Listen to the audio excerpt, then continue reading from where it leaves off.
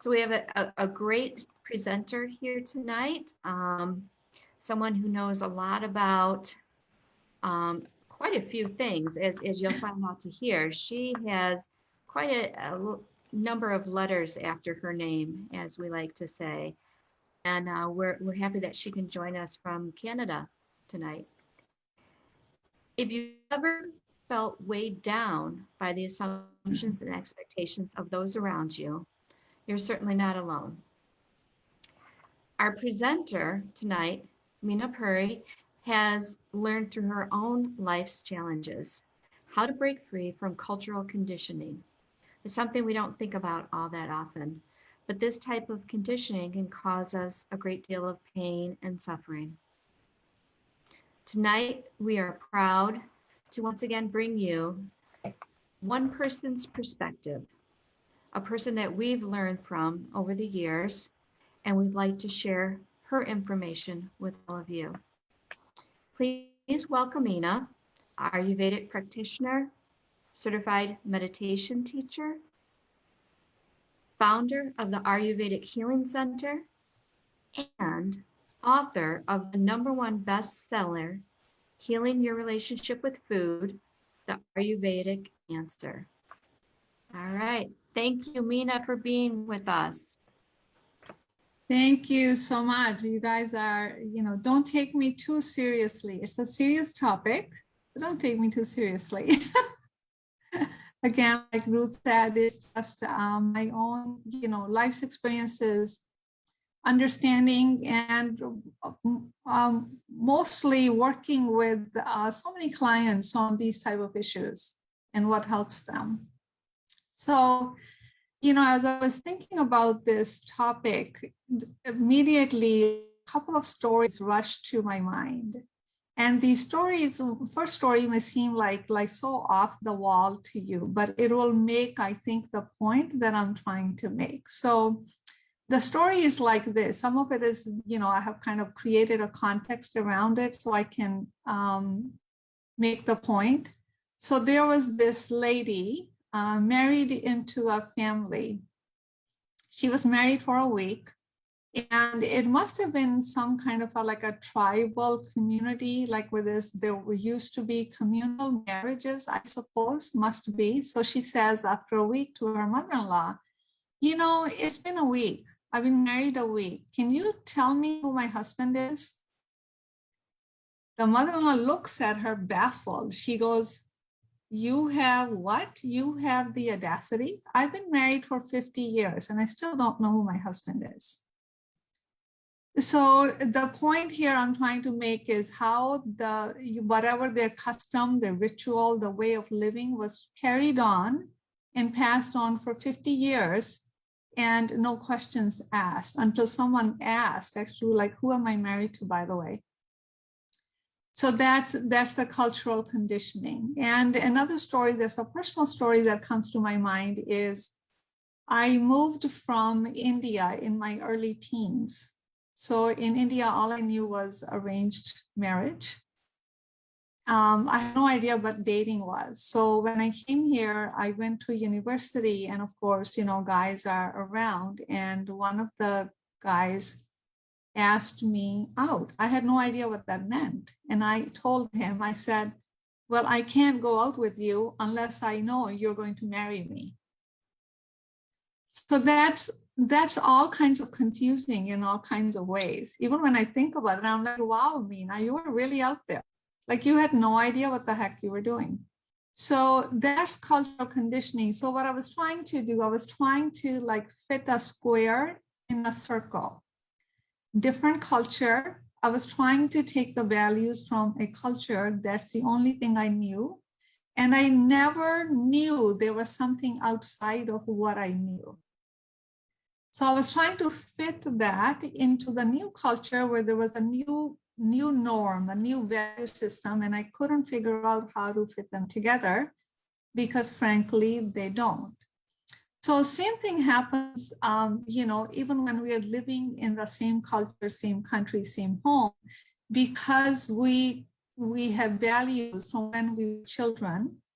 however we were raised, and then we get into our adult years, 40s and 50s, and we're carrying on with the same values, and we struggle to fit them into our evolved self.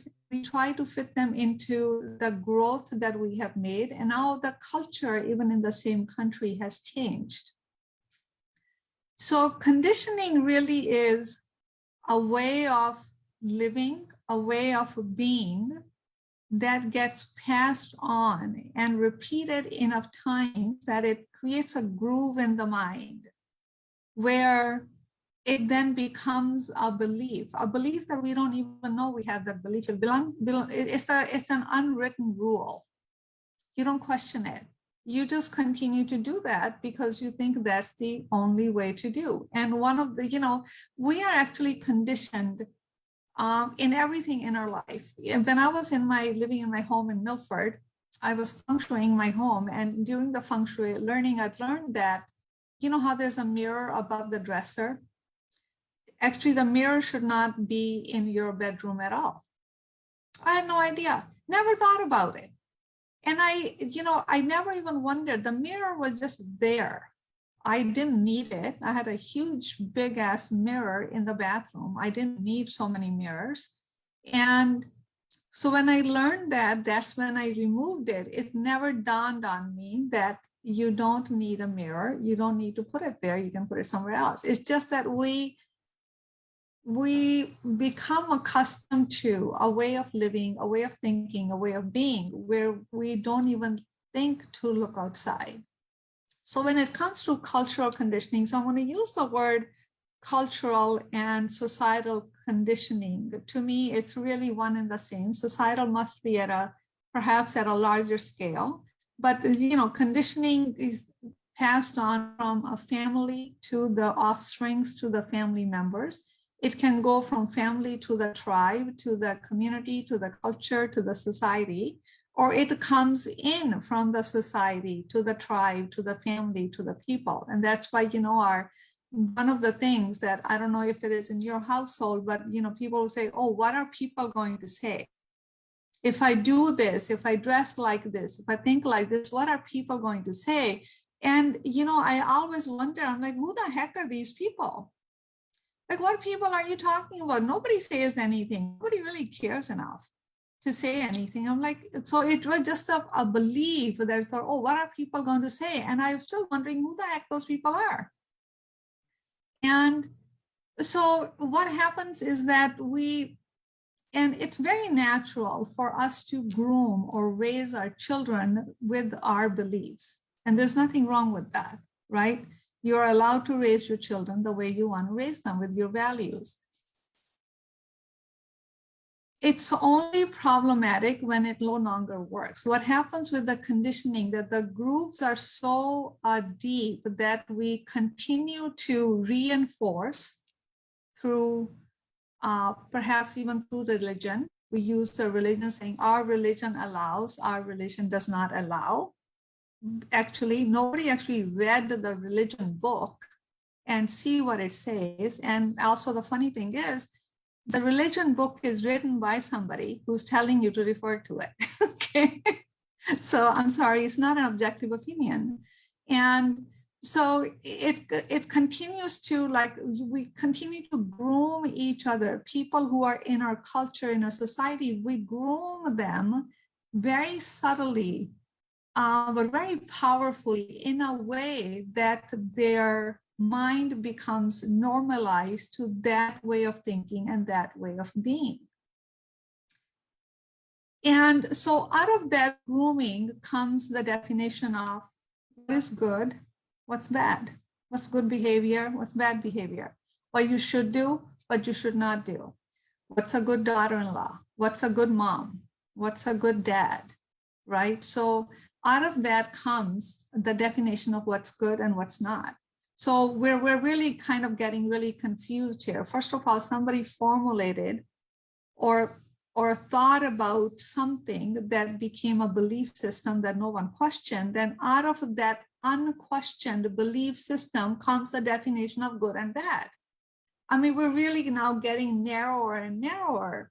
and we don't question it. We walk away with it. And you know what's so funny is that none of us, I don't think, were ever taught or groomed to finding your joy. What brings you joy? How do you take care of yourself? Self matters. These things were just not taught. And I think it weren't taught. It's a collective cultural experience, because I think the times were different where these kind of things were just not taught. They're like, self-care, what are you talking about? Here's food, here's roof over your head. You have everything you want. You should be grateful for. Stop complaining. And that's how everybody would just shut down, right? All of us. And then, so, when I work with clients, older, 40 plus, 50 plus, and when they've done the marriage thing, they've done the career thing, and the kids have moved about, and they have no idea what to do with their lives, and they begin to question, is this it? What am I doing here? So when I ask them, like, what brings you joy? It's like pulling teeth out. They cannot answer that question. They're like, what do you mean? I haven't asked that question for years. I never was asked to ask that question. So, and that's when, we begin to really objectively begin to look at the reality of our lives. And we begin to go back to our beliefs that created that reality. And our normal way of being is that when we don't like something in our lives, the mind is trained to look externally. We're like, okay, who created this? Whose fault is this? If somebody would only understand this or do that way, they have to understand me, they have to agree with me, they have to make me feel better. Very seldom we ask the question, well, if you go with the concept that your outer reality mirrors your inner reality, then if you go back to you go back within yourself, say, what are that behind every action and every behavior, behind the reality that we create in our lives, there's a belief system in operation. What belief system is there? We're not taught to do that, but that's where the answers are going to lie. So, and, I always say that things work until they don't. And if, when growth comes in a very organic way, when we are ready to grow. And it comes many times in the form of our intimate relationships, our close relationships, who begin to challenge the status quo, who begin to challenge or show us the mirror of everything that we are not willing to take ownership of or acknowledge. So here's what happens when we are carrying these learned conditioning or learned beliefs from others. So there comes a time, in our lives, I think, if we're lucky, and that we begin to get uncomfortable. It's like I'm constantly in a state of fear or anxiety, or more often than not, I feel angry. And when you ask deeper and deeper, it's like, okay, where is that anger coming from? Well, it happens when this person comes over, or that happens, or this happens. And then it's like, this is what I feel, but I don't know how to have a conversation about it to my family members because they're just going to be shocked. And this is the point when we begin to wake up.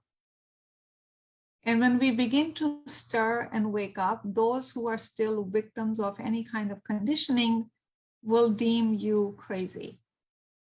Because remember that familiarity is very comfortable. And so, if we are being a certain way, it really is very rewarding and reinforcing if someone is living the same way we are, because it validates ourselves. It validates our own beliefs. It validates our own way of living and way of being. So when we begin to, when we begin to move or stir or become uncomfortable on the inside, so I think about a belief system like you're inside a box. And you're comfortable inside the box, you can move around a little bit, and then you're thinking that maybe, there's a little hole in the box, and I'm going to look outside in the external world. Outside the box is looking kind of inviting and interesting and exciting. And you take that finding to, other people who are in the box. They're like, no, you really don't know. You really should stay in the box. It's much more stable, comfortable, supportive, da da da da. So what they do, they don't expand the box. They make the box sturdier. They put another layer on the box. So now you're really stuck inside, but you don't know that. It's done very lovingly, very convincingly.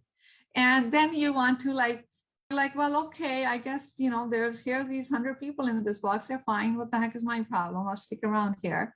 And until, the thing about awakening is when we begin to wake up, it really doesn't stop. If you have paid attention to what you're waking up once, the chances that it's going to stir you or shake you up again a little bit more.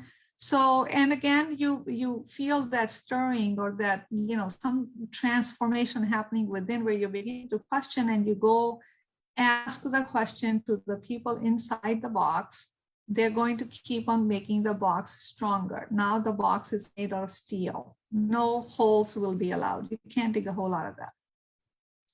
So sometimes the weight of the box, instead of the box carrying you, you are beginning to carry the box.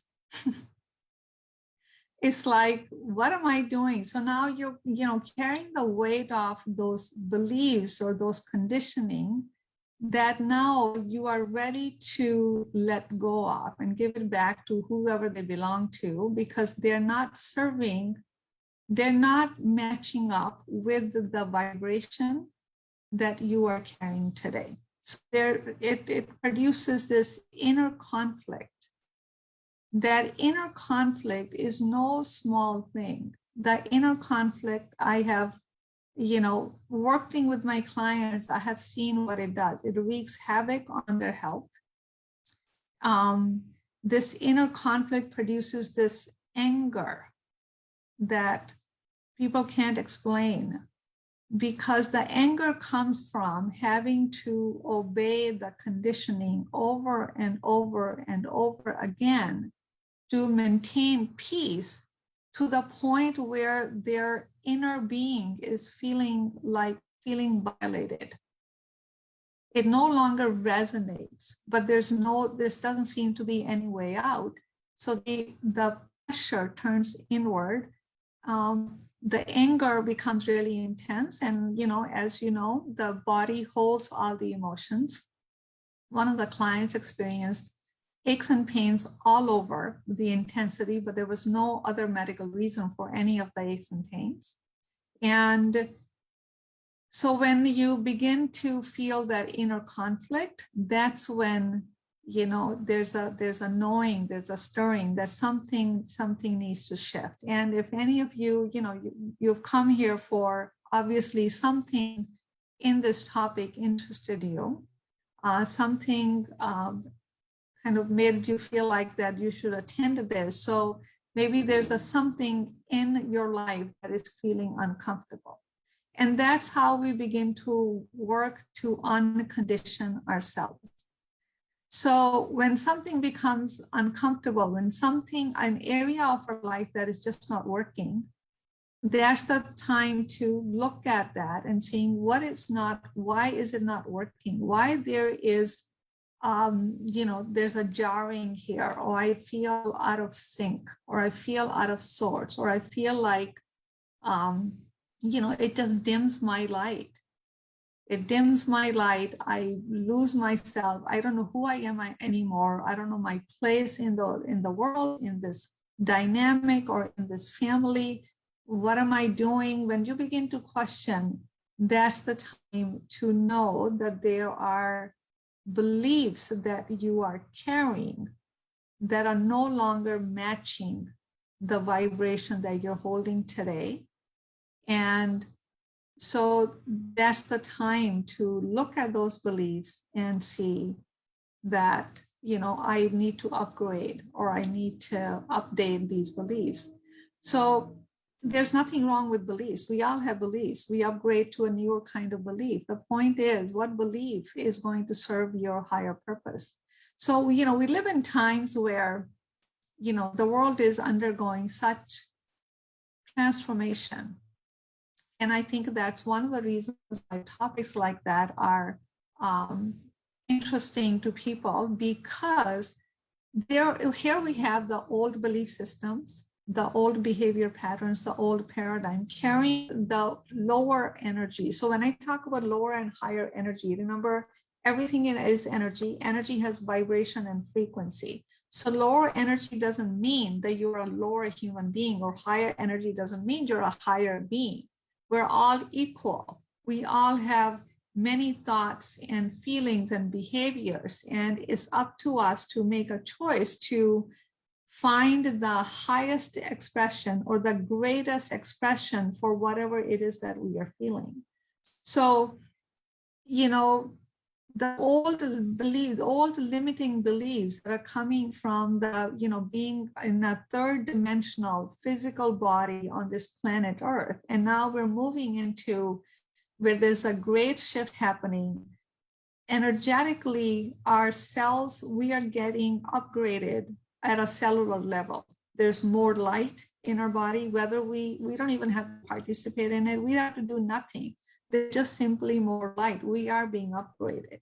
So when you are being upgraded into a higher, the cellular structure is at a higher vibration. The nervous system may be at the higher vibration. And when we are carrying the thoughts and beliefs that have the lower vibration, the match isn't there. And that's why so much is coming to surface, because it's not a fit.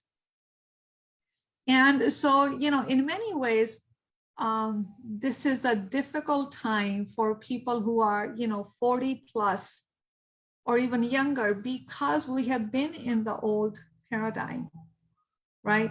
We've been in the old paradigm. We've been in where these beliefs at some point in time, they worked for us, this condition, the way we were conditioned, the way we were taught what's right and wrong. It's not about good or bad. It worked at some point in time. And now we are asked to, think in a whole different way. So, there's a fear there. There's a lot of fear on how do I let go of what has been familiar and comforting, and how do I adapt, which feels really freeing but very scary at the same time. So that's the work, to really understand that feeling, that experience is very normal, is understanding how to continue to navigate through these experiences. So, my question to you is to just take a moment to ask yourself, what area of your life that things don't feel right to you? Remember, when we're talking about cultural conditioning or societal conditioning, the reason why I put, cultural conditioning, because every culture has different customs and different rights and wrongs, and that cultural becomes a societal, then it becomes the norm. But I think when you really look across many cultures, there's just similarity. There are more similarities than not across the cultures. There's a certain way, there's certain beliefs, there's certain things you do, there's certain things you don't do. And many cultures take pride in those beliefs. And, I can tell you, like in the Indian culture, no, the Indians are very, very solid on their family values. And that used to confuse me. And I'm like, what do you mean by that? Every person I know, they have family values. They care about their family. Their families are close, and they're not Indian. So it's just, and that's how, like, one culture believes that it is, more important or higher than the other culture, because, we believe in the family values, and your culture just does not. It's not a truth, okay? These are generalities. And that reminds me of, like, an example of a client who came in, a Mexican client who had health issues, and one of the lifestyle was drinking every day. So I said, well, if we can, it was like a lot of like, I drink like a 24 pack. And I go like, let's go reduce it to 20 pack a week, 16, 14, whatever. So reducing it. He goes, I'm Mexican. I grew up, my cousins, my fathers, my father, my cousins, my relatives on the beach, drinking and singing and being merry. I'm like, you are in Michigan. And he goes, I'm Mexican. This is what we do. We drink every night. I'm like, it really is that a true statement? Does every Mexican sing, drink every night? It's not a true statement.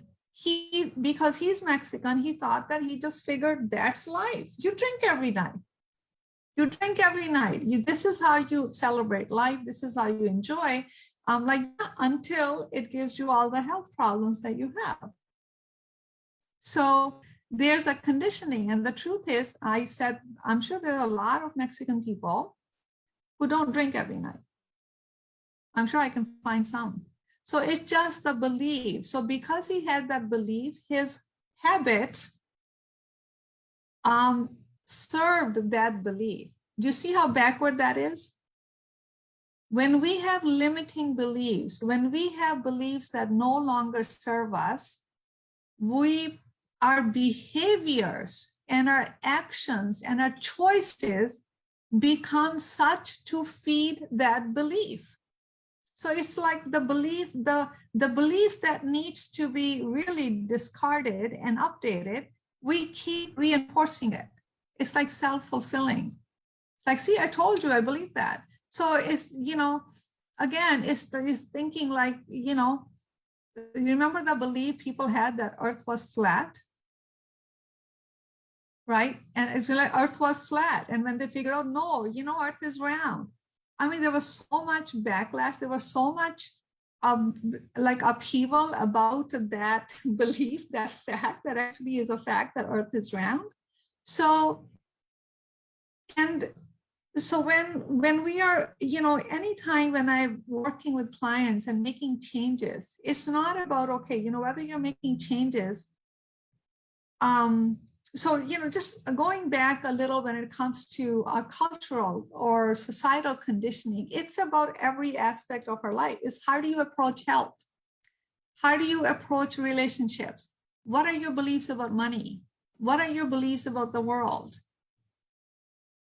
Many times, like when it comes to just food, many of us are carrying that scarcity mentality that, that we have to store food. So, and even though that's not true today. So we're carrying on beliefs from a time period. That time period is no longer here. It's a different time period, but we carry on those beliefs. So anytime when we are looking to make changes, that's why when we make changes like, changing to your diet, like I eat poorly, I'm going to eat now better. So, eat this, eat that, I'm going to do this. So people do this for a little while, and then they go back to the same old. And it's like, why? Okay, self-sabotaging behavior. The self-sabotaging behavior is to feed into the belief that you're not going to be healthy, give it up, or whatever the belief is. Or the food isn't going to change you. Like you really don't have strong will. You don't have structure. You don't have discipline. You don't deserve to be well. Any number of beliefs that we don't even know we carry, but we keep hankering after making the changes without taking into account that the behavior are a result of the beliefs that we're carrying. So it's no matter how much education you give people, how much information they have, until they change their beliefs, whatever changes they're making, they take a lot of effort, and they they're temporary, they're not sustaining. But when we go back to our belief, like, oh, my belief is I don't deserve to be like really being healthy and really energetic, and it's really for some people over there. It's just not in my genes. I mean, look at me, I'm overweight. Look at how my mom ate. Look at how my sisters ate. We don't pay attention. You see the beliefs? So, and that's what causes pain and suffering. So when we think about, the new paradigm or breaking the box, breaking that metal box that gets created where the weight of carrying is so much that life just begins to suck, and in a big way. So where is that box? It's inside our own minds, right? So when we talk about changing beliefs, many times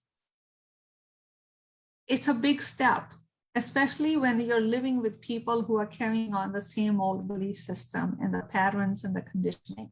They're like, who the heck are you? Who do you think you are to change for the better? If we are suffering, you can do the same. I lived this way. My mother-in-law did this. My father-in-law did this. And I'm so lenient with you and you're complaining. You know that stuff. We all experienced it at one level or the other. So there's a fear. There's a fear of the new. There's a fear of judgment. There's a fear of kind of causing stir in the kind of peaceful dynamic. And it's like one of my things that I told one of my clients, I go, at a certain point, maintaining peace cannot be our highest aspiration. Right? Dead fish also maintain peace. They go with the flow. There's a time we go with the flow. There's a time we raise hell. There's a time where we stir stuff up. And that's how we grow. We don't grow with the same mold. We don't grow staying in the comfort zone. Growth isn't comfortable. Changing the norm for the status quo isn't comfortable. We risk being judged. We risk being looked upon by our loved ones like, what the heck is wrong with you? We risk that we may not be loved the same way. Or is it possible that when we change, somebody is actually saying, thank God you open your mouth. Now that gives me the opportunity to change because I've been feeling stifled under these conditions as well? I think the latter. And, one person growing, it creates a chain reaction. You give an opportunity for the other person to grow, like grow up. It's called adulting. It's called being an adult. It's like, oh, I don't want to hurt their feelings. I'm like, no, that's really not the reason. We can handle our feelings being hurt. The reason is you're afraid that they're going to look at you in a different way and think that, I don't know who you are anymore. You've changed. I said, yep, you're allowed to change. You can't be the same old. How possibly? Even when you look at the times that are upon us, tell me if you are the same pre-COVID and post-COVID. I sure hope to God not. If after all of this hell that we've been going through, we haven't changed, then what the heck is going to take for us to shake out of our comfort zone? What is it going to take for us to stop hiding behind the conditioning? What is it going to take for us to wake up, step up, and rise up to meet the new world that we are hopefully collectively birthing? The world does not need people whose lights are dim. The world doesn't need unhappy people. When we are continuously carrying the burden of someone else's beliefs, then where are you? Where are you? Who are you? What are you all about? And, it's somebody, I'm going to read this to you. It seems to be fitting. A friend of mine wrote this comment to me. Every now and then, I get the counselor for many people I become. She said, what is the sudden rush of emptiness when everything seems to be going pretty well? Everything seems to be going pretty well, but I still feel empty. So this was my answer. I said, disconnect with self. The fulfillment never comes from everything going our way or getting everything. We want, because even when we get it, the emptiness remains as we mistakenly believe that it is by getting everything the way we want it would fill us up. The fulfillment comes from filling ourselves up by connecting and deepening our relationship with the self. How is that relevant to what I'm talking about here? When we talk about, it's not just to be rebellious. It's not just because I don't want to be like you, so I'm just going to, be rebel against your beliefs. No, it's because whatever the beliefs you're carrying, they're not matching with what you are desiring to do. They're not matching with how you are thinking your life should be, because it's not matching up. You're being stifled. It's not just to rebel. Okay. Some of the beliefs we are carrying, they're going to serve us for life because they're, those are wonderful because they're still serving our growth. So when we begin to go inward and get to know ourselves and connect with the self, with the big S, anything that, any beliefs or conditioning that comes in the way is going to become very visible. More we connect with ourselves, we begin to think in a way that we may not have thought before. What's really important? What are you all about? What resonates with you? What do you do that makes you feel joyful, that makes you come to life? How do you want to be in a relationship that makes you feel that you are growing and so is the other person?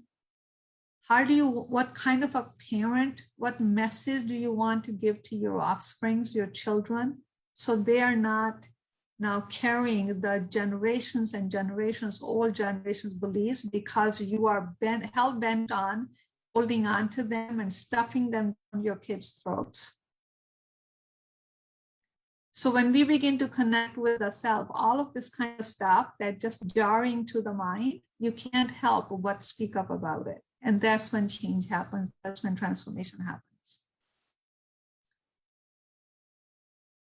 Who's going to break us open? Who is going to break us away from this old conditioning and pattern? It's not, people in the church or the temples. It's not our parents. It's not our siblings. It's not our relatives. You are. We have to believe that we are our own authority. You have 100% right and permission to choose for yourself. It also means you have the 100% you're going to be. The consequences are yours. Doesn't that feel more like empowering that, oh, wow, I can play with this thing called life.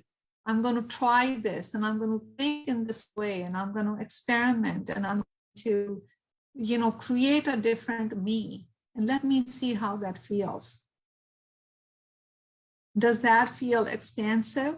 Does that put a spring in your step? Does that make you feel like you can conquer the world? It makes you feel like, well, I don't know, let somebody else conquer the world. I'm just going to kind of hide on the couch and, at least there are people here with me and they like me and they're doing it, so I can do it. It's your choice. Either way, it's good. And there's no judgment. Growth is very personal and it's very organic. There's no pressure or there's no judgment on, oh my God, you're still living this way? No. Because, it's just going to happen organically. When it becomes uncomfortable enough, when it's no longer okay, you'll begin to change. And who is to say when one should change? No one can say that. We are all here experiencing all that we need to experience. When we've really had that experience that our souls have designed for us to experience, then it's like, okay, been there, done that. I think that I need to move on. I don't think that the feeling or thinking about this or doing this just doesn't make me feel good. It doesn't light my fire. So, I'm free to now choose to create a different realm of thought, of patterns, of behavior, so that in turn can create a reality or can create my future. So there's a lot of promise in change. And how we direct the energy of change is by our actions. The energy of change is here. What we do with it, it will guide our future. It'll create the future that we want to create and that we are meant to create. So what else? What else I can say about this topic? So I think maybe at this point, if we have more time, I'll walk you through an exercise if it comes from. So at this point, maybe I think that you can, if you're okay with it, unmute yourselves. If you have a thought, a question, a comment, or a takeaway, I would love to hear that. The old saying was, I have to see it to believe it.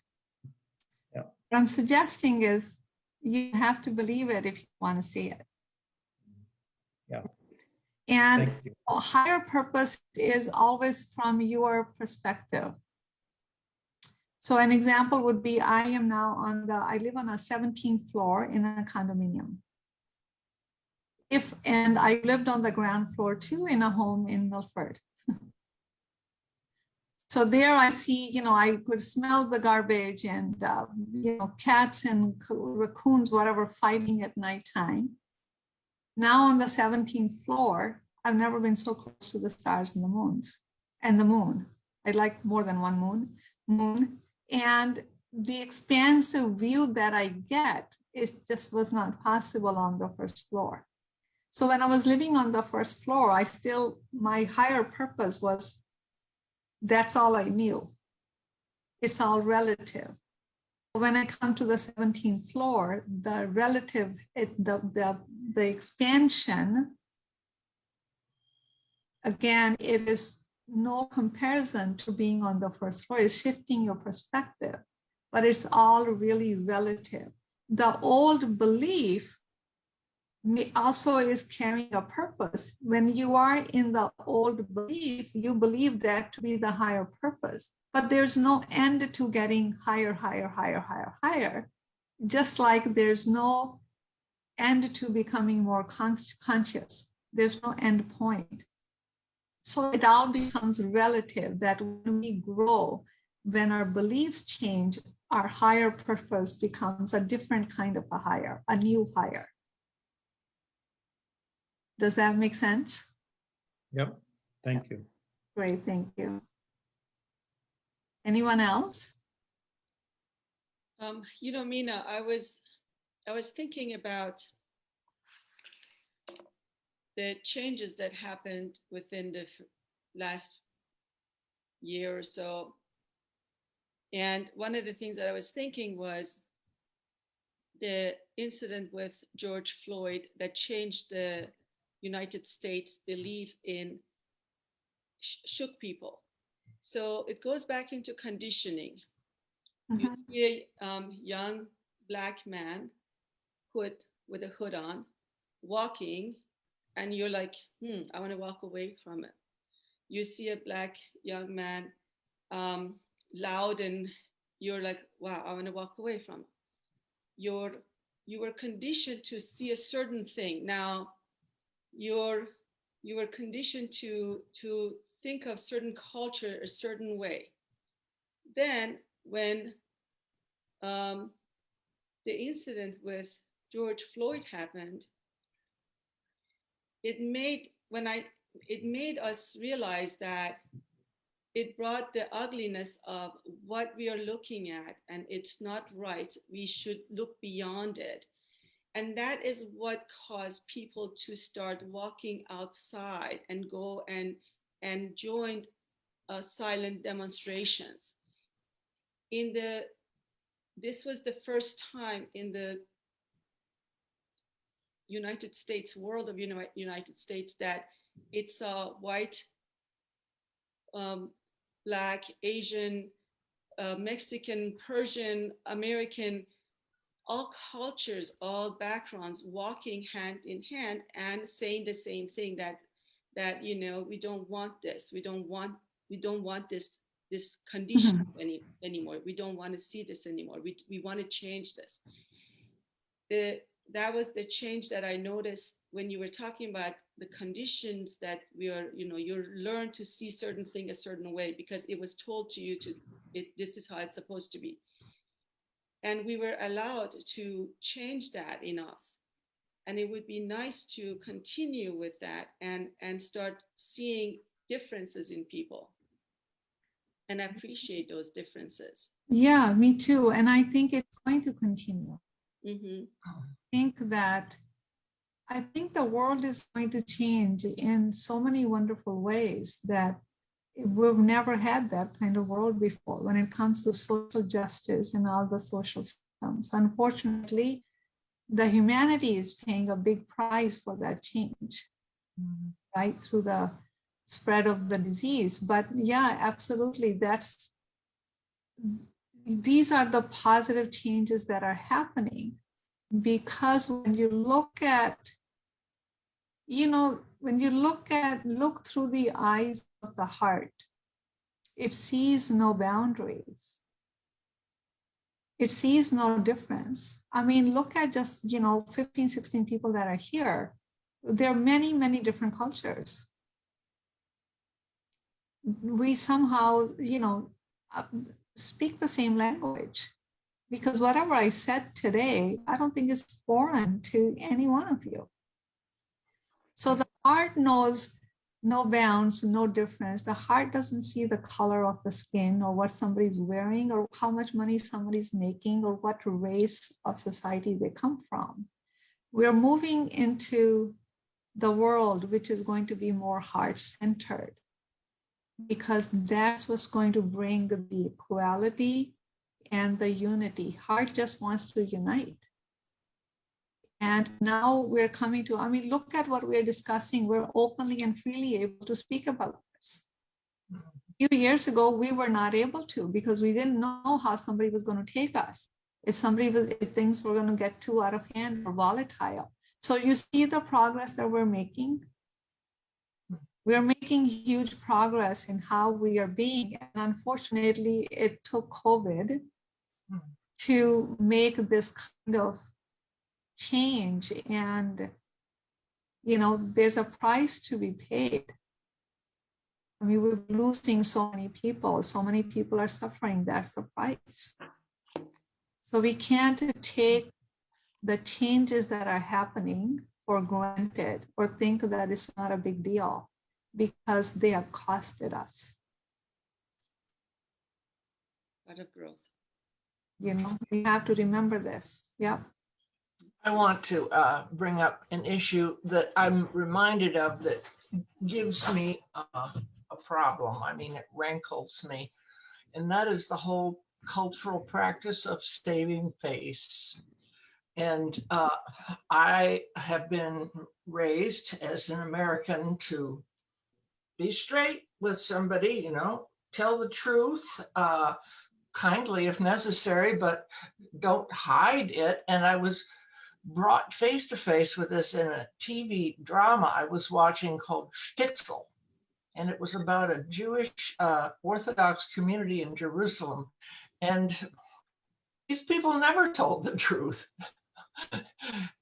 And I guess I stopped watching it because I didn't like any of them anymore. And I don't know what's behind this kind of cultural conditioning where you don't say what's really happening because you want to save face. If you could lend me some. There's guilt and shame. There's a guilt for there's a guilt for being different and speaking the truth or speaking your truth, because then you feel like, oh, you're being selfish. You can be called selfish or self-centered. Then there's a shame off from the, there's enough members of the clan who will shame you. But like I said, truth shall set you free. And when we speak the truth, the conversation is over. The conversation is really, really over. And, it happens in families, it happens in cultures, and I've experienced it more times than one. Or what will they say? And I wish that they didn't do it, because that trying to save face caused actually more problems than solved anything. So it's the fear of being judgment. It's just that we have a little ego, and the ego says, well, I got to fit in. Somebody has to say, it's the same thing. Like we don't want people to see us without makeup. You know what I mean? Or we don't want people to see our gray hair, or we don't want to say, oh, you know what, really, look at, you have no idea what the heck I'm wearing, my legs. Like, we don't want people to know, but what the heck is there to hide? We're all the same. So don't buy into that. And it's just fear. Judgment is such a big deal. Judgment for people is such a big deal. Being accepted and acknowledged and fitting in is such a big deal. But I just think that we're at that age where, I'm sorry, fitting in is not my priority. I did a talk on food one time. There was a 60+ woman. She goes, well, I was talking about alcohol. She goes, well, how do we fit in? I looked at her straight in the face and I go, at this age, we don't care to fit in. I want to fit in when I'm 10 years old. I don't care to fit in. We need people who are willing to speak up, because those are happy people. Happy people make other people happy. Trying to do the status quo and, like, we don't want to stir shit up. It's like, really, sometimes the shit needs to be stirred up. Oh, what's really underneath it, the beauty of humanity can come forth. We can't keep hiding behind other people's beliefs and conditioning and think, well, you know what, let's just go eat our food and watch TV and talk about this and that and just call it a day, another day. No, we can't afford to do that.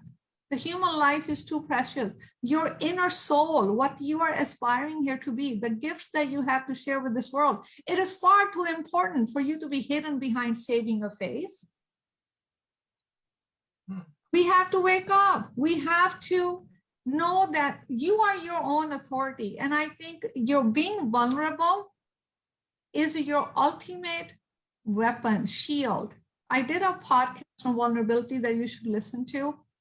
It's really, being vulnerable is your ultimate shield. It's like clients will come to me and they tell me like 10 gazillion issues. Then they're like, oh, it really is okay. I'm like, are you kidding me? This sucks. Okay? Life isn't okay right now. That's why you're here. It's like, they want to say like, I don't know what it is in people. Like, I'm real, like, it's okay to say, you know what? I'm just not happy right now. I don't like this right now. My life isn't good right now. Or I don't want to, I don't buy into this anymore. It's okay to be upset. It's okay to carry your own emotions and anger and see through them and allow them to give you the intelligence that they're trying to give you.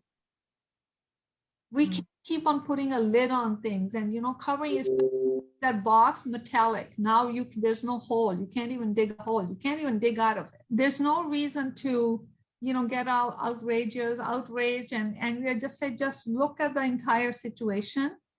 And really, many times, it has nothing to really do with other people. Actually, it doesn't. It's whatever I'm talking about, it's really in your mindset. The changes need to happen in the mind, within your own self. It doesn't mean you have to leave the family, leave the relationship, or change anything. It's how you begin to view something. You change your perspective. You begin to look outside the box. You offer that expanded perspective. And then those who are living around you, they're like, wow, thank you. So, like you gave me the opportunity to think beyond what I was thinking before. So it's not about, being volatile or, or disrupting the status quo in a way that you can't handle it. But, so it's like when you really take ownership of your own truth, when you bring into the heart all parts and pieces of yourself, which you have abandoned because you took on somebody else's assumptions and beliefs, the change is about uniting with those pieces and parts of yourself so you become one. So you have the confidence saying, this really does not ring true for me. And when you speak your truth to other person, you're simply stating the fact. You're not attacking their belief system. You're not putting them down. You're just saying, this made me feel that way. That's it. They don't have to fix it. They don't have to like it. They don't have to dislike it. There's nothing. You're comfortable with your truth and you just simply state it. That's vulnerability. Mina, it reminds me of Michael Jackson's song, Man in the Mirror. Oh, really? Right. It starts from you. Starts from you. Starts from you. Right. Yeah. Mina, in one of your podcasts, you talked about, you said that you woke up and you were trying to, put your clothes, figure out what you wanted to wear for the podcast. And you had your clothes on and you had your earrings on and you couldn't find the necklace that matched the earrings and the clothes that you wore. And then you're like, what, why am I doing this? I'm just going to look at, see what is it that speaks to me today? What necklace speaks to me today?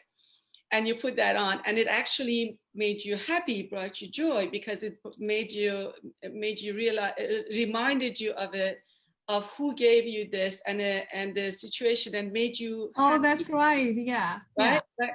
So I did that the other day and, it's like, okay, I'm going to look in here and see what brings me joy. And the whole day, the necklace that I had, I was with my sister the whole day. Uh-huh.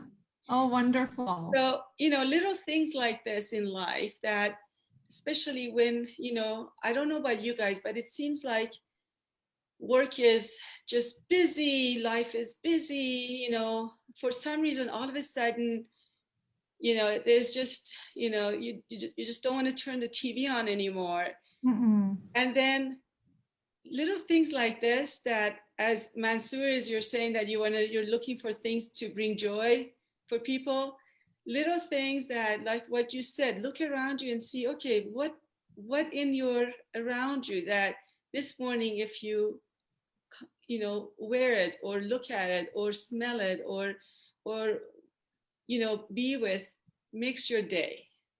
Yeah, exactly. It's a simple thing. It's, that beautiful example that you gave. What brings you joy? Remember, I mentioned that we're not taught, we're not groomed to find our joy. It's something that we discover when we, become a certain age. So it really is what puts, it's a very simple thing. What makes you feel, just a tiny little thing, like you pick those yellow flowers. It just put a smile. It's not an earth-shaking thing. It just puts a smile on your face. And that day when I was, putting jewelry on, nothing, the air, it didn't match. I'm like, I'm doing a podcast on conditioning. So knock it off. Wear things that are just not matching. Like, who the heck cares? Who said things have to match?